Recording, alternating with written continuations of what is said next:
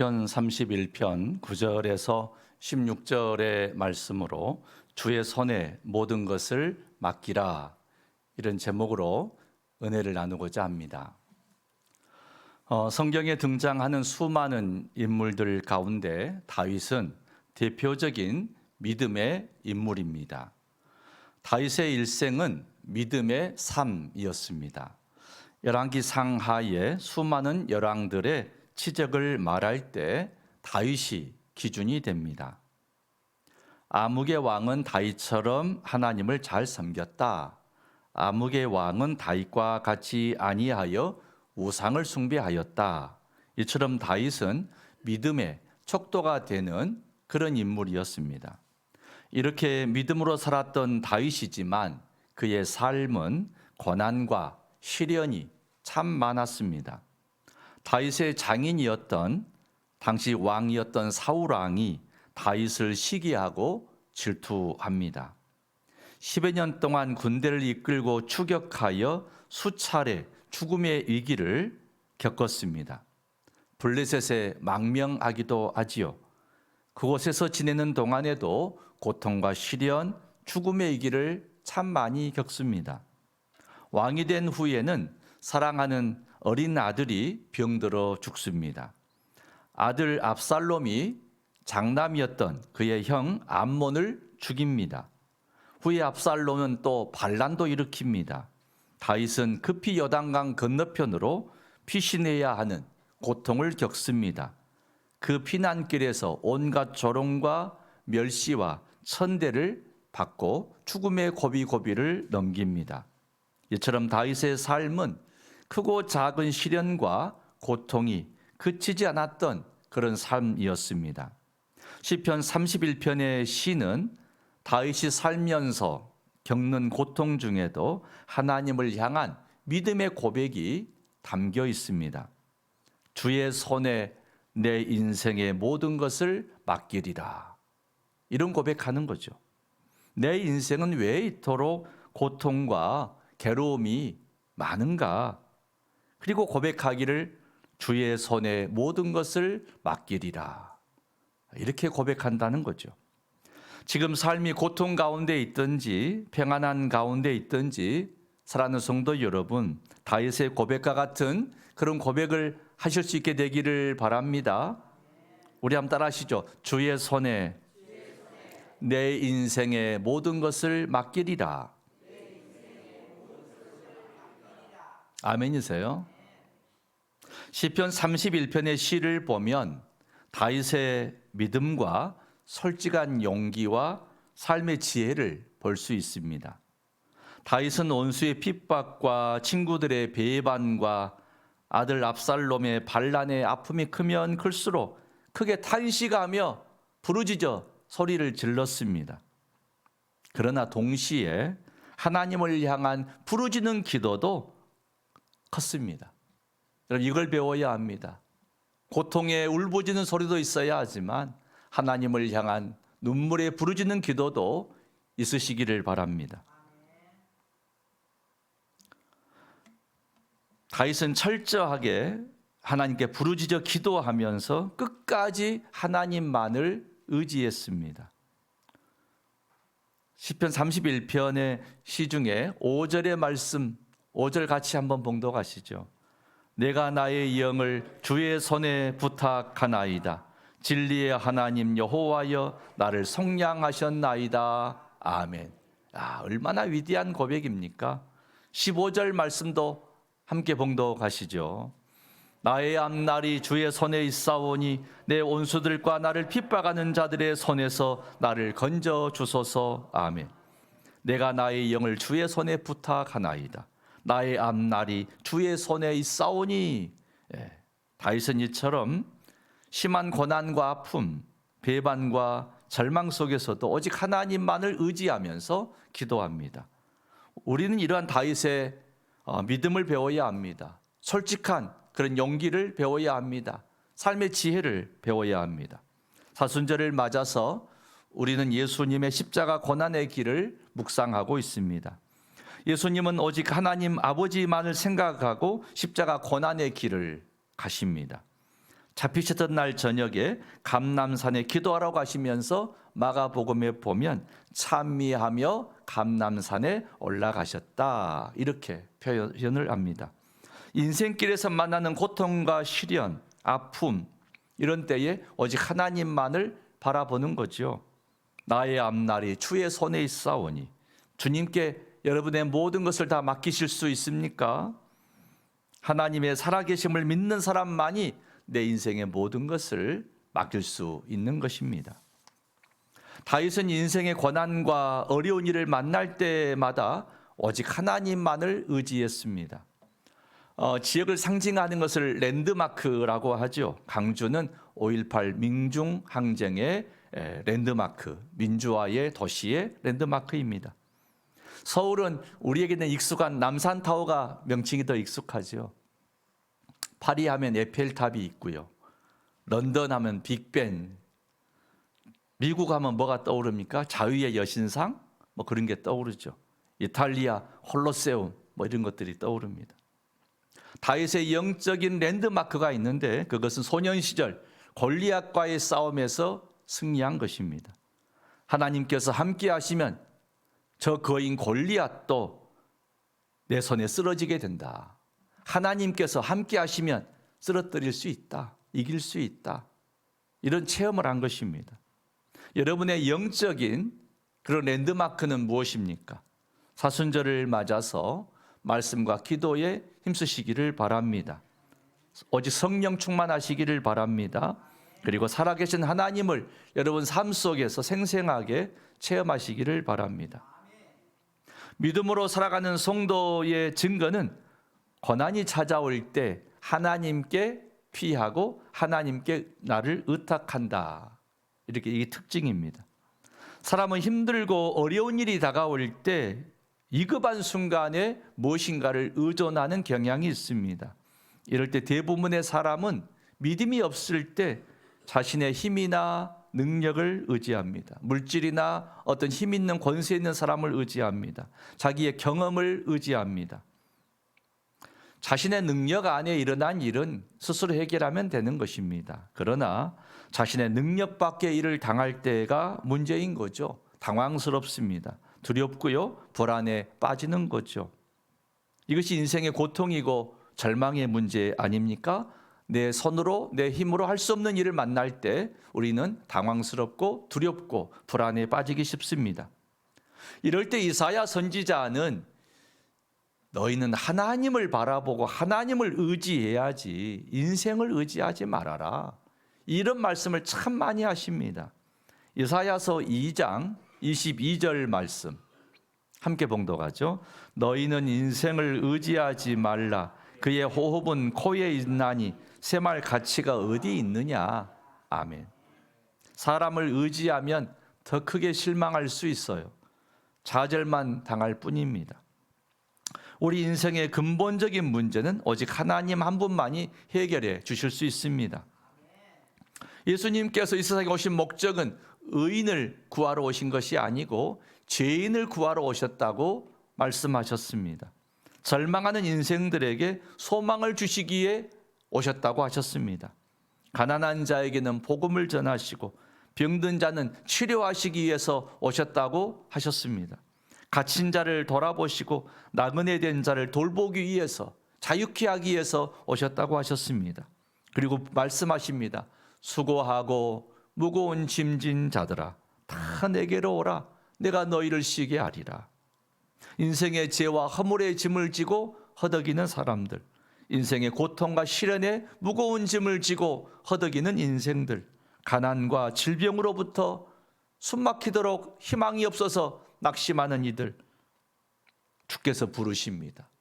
우리를 구원하기 위해서 예수상에 오신 주님께서 다 내게로 오라고 말씀하십니다. 아침 안개와 같은 인생입니다. 잠시 피었다 지는 들꽃과 같은 인생의 삶입니다. 우리는 사람을 바라볼 때 그와 함께하는 하나님도 볼 수 있어야 합니다. 여러분, 교회 안에서도 힘들고 어려울 때 누군가를 의지하고 부탁할 수 있습니다. 함께 기도해 주세요. 그럴 때 사람을 바라보지 마시고 그와 함께하고 있는 하나님을 의지하시기를 바랍니다. 주의 종을 바라볼 때도 주의 종을 의지하면 안 돼요. 주의 종과 함께한 그분 하나님을 바라보고 우리 모두가 하나님을 의지해야 하는 것입니다. 아멘이시죠? 모든 피차가 다 하나님 의지하는 거죠. 인생을 의지하면 오히려 더 큰 실망을 당할 수 있고 좌절만 안겨줄 뿐입니다. 오직 예수님 의지하는 인생에 소망이 있는 것이지요. 사순절을 맞아서 영원한 구원자요 인생의 참 소망 되시는 예수님만 믿고 의지하는 여러분 되시기를 바랍니다. 성도 여러분, 직장 생활을 할 때 직장에 어려움이 생기면 어떻게 합니까? 윗사람에게 알려야 합니다. 어려운 일을 만나면 종은 어떻게 해야 됩니까? 주인에게 말을 해야죠.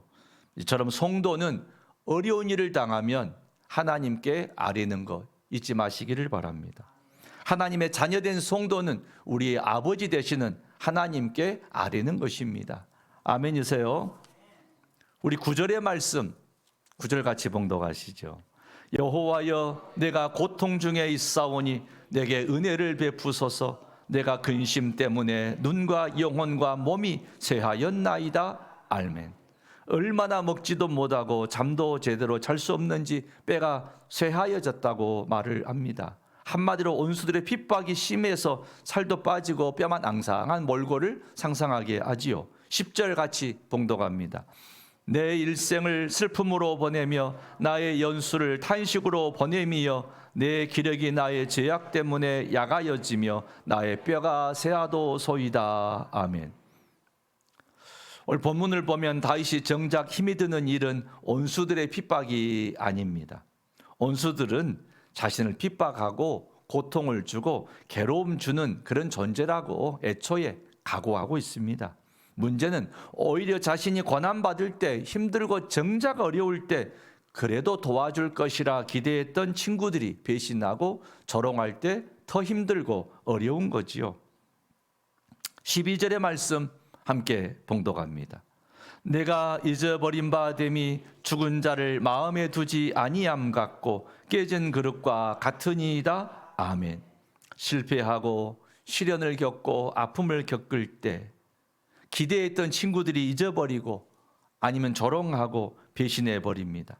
이제 사람들에게서 잊혀진 존재가 되고 쓸모없이 길바닥에 버려진 깨진 그릇 같은 존재입니다. 원수들이 주는 고통보다 사람들과 사회에서 잊혀져 가고 나아가 믿었던 친구들에게 당하는 소외감, 절망감, 배신이 다윗을 더욱 힘들고 어렵게 합니다.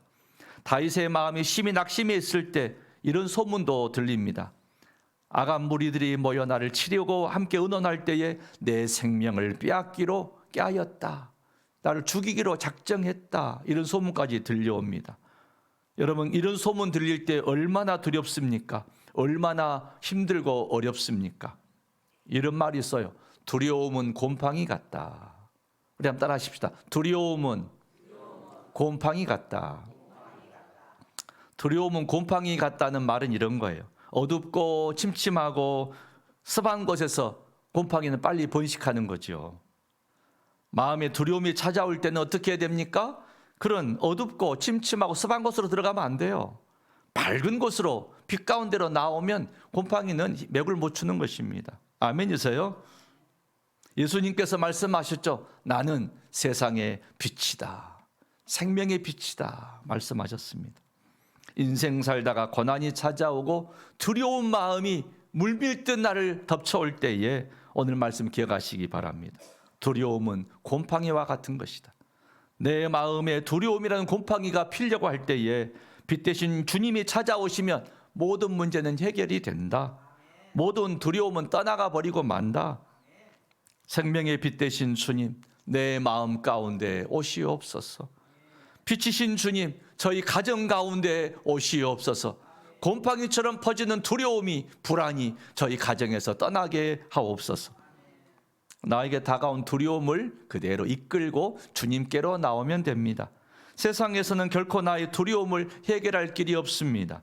두려움을 이기기 위해서 술이나 쾌락에 중독에 빠져도 해결하지는 것은 아닙니다. 사람을 의지해도 잠시일 뿐입니다. 더 심한 두려움이 곰팡이처럼 나를 덮어버립니다. 누구든지 두려움을 이끌고 주님 앞에 나아오면 됩니다. 모든 두려움은 예수님의 생명의 빛에 의해서 말라버립니다. 문제가 해결됩니다. 빛이 임하면 두려움이라는 어두움은 반드시 사라지는 것입니다. 인생에 두려움이 찾아올 때 세상에 빛 대신 주님께 나올 것을 결단하십니까? 시편 31편의 시는 고난 중에서 보여주는 다윗의 위대한 믿음을 우리에게 교훈합니다. 다윗에게 유일한 소망은 오직 하나님의 긍휼 뿐입니다. 고난 중에 오직 하나님의 손에 나를 맡기리라 위대한 결단을 합니다. 우리 본문의 14절에서 16절의 말씀 함께 봉독하죠. 여호와여 그러하여도 나는 주께 의지하고 말하기를 주는 내 하나님이시라 하였나이다. 나의 앞날이 주의 손에 있사오니 내 온수들과 나를 핍박하는 자들의 손에서 나를 건져 주소서. 주의 얼굴을 주의 종에게 비추시고 주의 사랑으로 나를 구원하소서. 아멘. 야, 고난이 크면 클수록 더 주님을 굳세게 의지하겠다고 다윗은 결단하고 주님의 이름을 부르고 주님 앞에 나오고 있습니다. 여러분, 이 신앙을 우리는 배워야 합니다. 15절 상반절에 나의 앞날이 주의 손에 있사오니, 이거 얼마나 아름다운 믿음의 고백입니까? 인생의 모두가 다 어떤 때가 있습니다. 태어날 때가 있고 죽을 때가 있습니다. 형통할 때가 있고 시련의 때가 있습니다. 순풍의 시절이 있고 역풍을 만나는 때가 있습니다. 인생에는 모두 그런 때가 오고 가면서 나도 모르게 그렇게 찾아옵니다. 다윗의 인생에서 어떤 때를 만나든지 모든 것이 하나님의 주권 아래에 있사오니 내 앞날을 주의 손에 맡기며 살겠나이다. 이런 고백하는 거죠. 다윗은 어린 때에 사무엘 선지자를 통해서 왕이 될 것이라는 기름 부음을 받았잖아요. 그것은 다윗의 마음에 굉장히 강한 영적인 체험이었을 것입니다.